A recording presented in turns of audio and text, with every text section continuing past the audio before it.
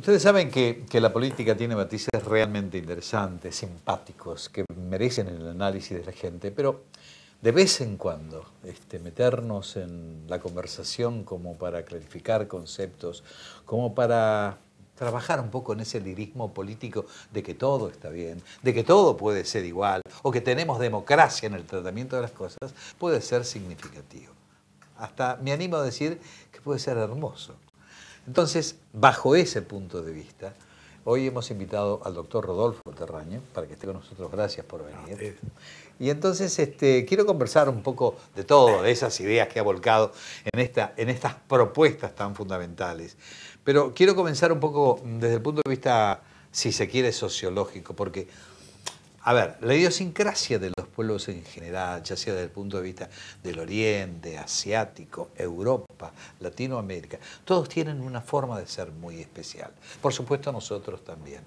¿Usted cree que esa forma de ser tiene algún punto de coincidencia? Creo que no hay formas definitivas, ¿no? Fíjese lo que pasaba con el sudeste asiático, con Corea del Sur, por ejemplo. Bueno, había más de 90% de analfabetismo, casi toda la población era rural, y se argumentaba que por razones históricas, hasta atávicas, religiosas, era muy difícil hacer un pueblo industrioso allí.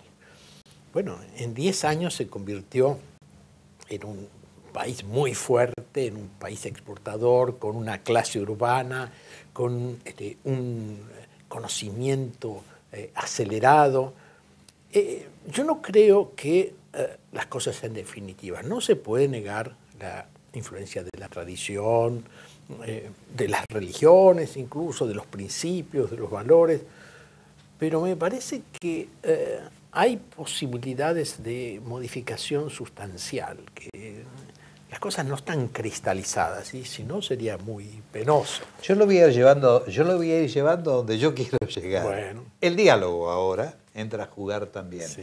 El diálogo es fundamental en todos los acuerdos, en todo lo que tiene que significar llegar, por ejemplo, a establecer pautas comunes para alcanzar algún objetivo, el diálogo para solucionar conflictos, el diálogo en la política. ¿Usted cree que estamos capacitados para eso?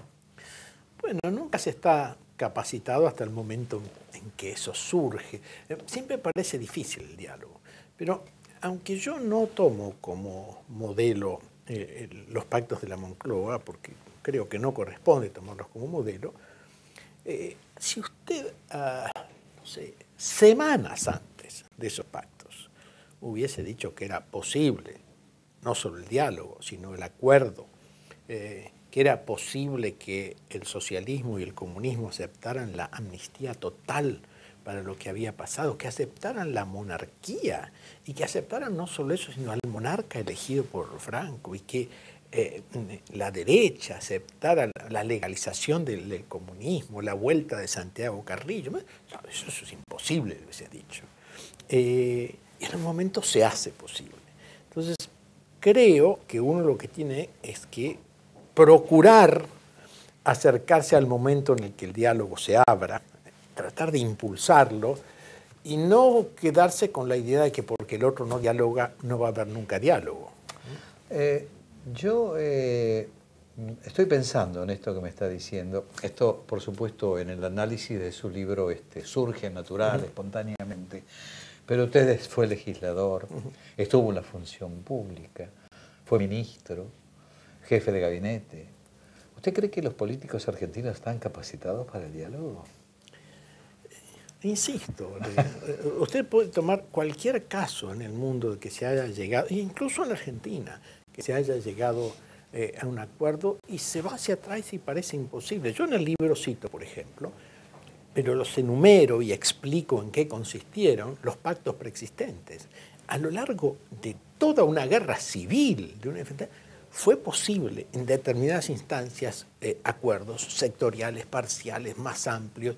Y hay algo que a mí me resulta muy alentador de ese periodo de la historia argentina. Fue un enfrentamiento sanguinario, ¿sí? que fue eso de unitarios federales. No era una guerra verbal, era una guerra de degüello. Y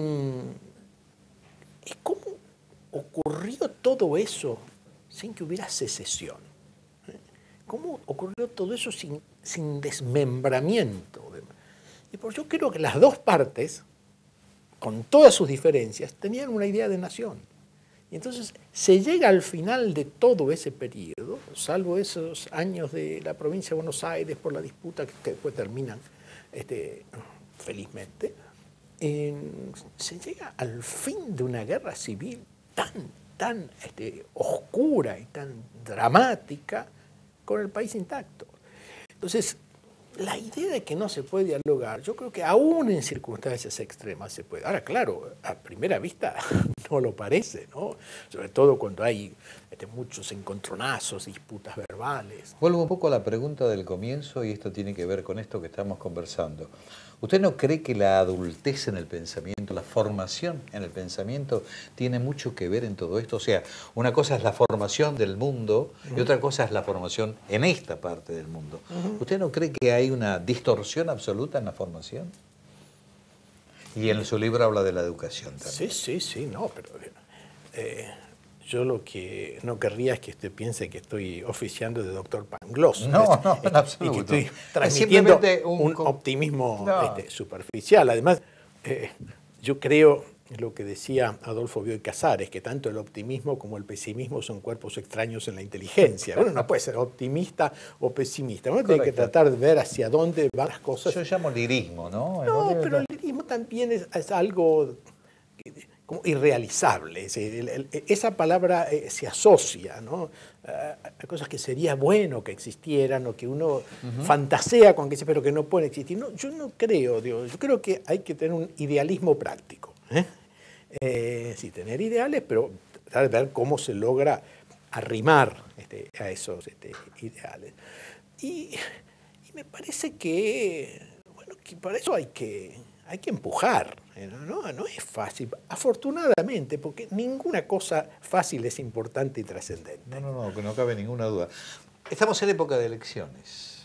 Es decir, y pareciera, al estar de todo lo que está ocurriendo con los distintos políticos o todas las manifestaciones políticas, que es como el juego del don pirulero, cada cual atiende su juego, ¿verdad?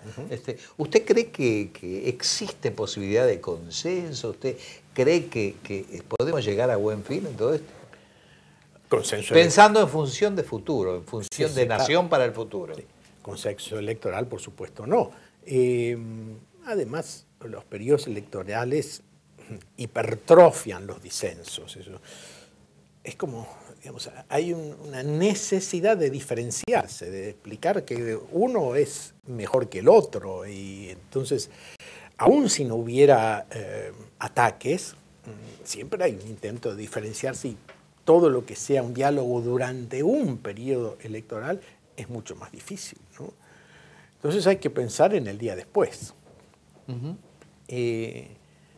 Y bueno, eso es lo que trata de plantear mi libro, que se llama Urgente, no porque haya que hacer las cosas ahora, para ahora, empezarlas y terminarlas ya, que esa es la idea que existe normalmente cuando uno dice que algo es urgente, sino que hay que empezarla ya, porque si no, no se logran los objetivos a largo plazo. Cuando uno dice los objetivos a largo plazo parece una cosa etérea, ¿no? Pero por eso yo pongo algunos ejemplos.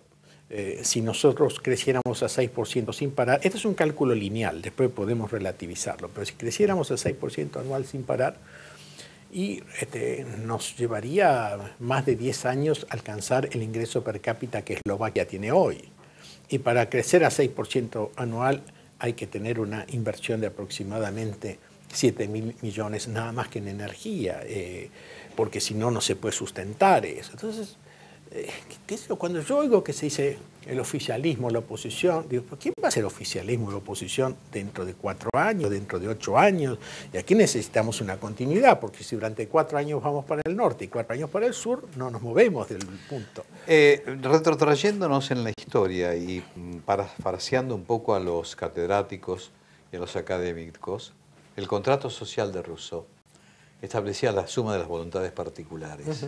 ¿Usted cree que de algún modo ¿podremos llegar en algún momento a una madurez tal de poder alcanzar estos objetivos que de algún modo está planteando en su libro?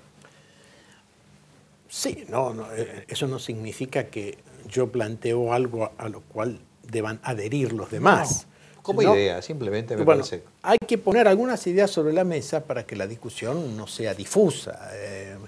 Por supuesto, si usted plantea el qué de las cosas, y bueno, es imposible no estar de acuerdo. Es decir, alguien va a estar de desacuerdo con que haya mejor educación, con que el país crezca. No. Entonces, lo que hay que discutir es el cómo, es decir, cuáles son los instrumentos, cuáles son los costos, cuáles son los beneficios, quiénes son los ganadores, quiénes son los perdedores.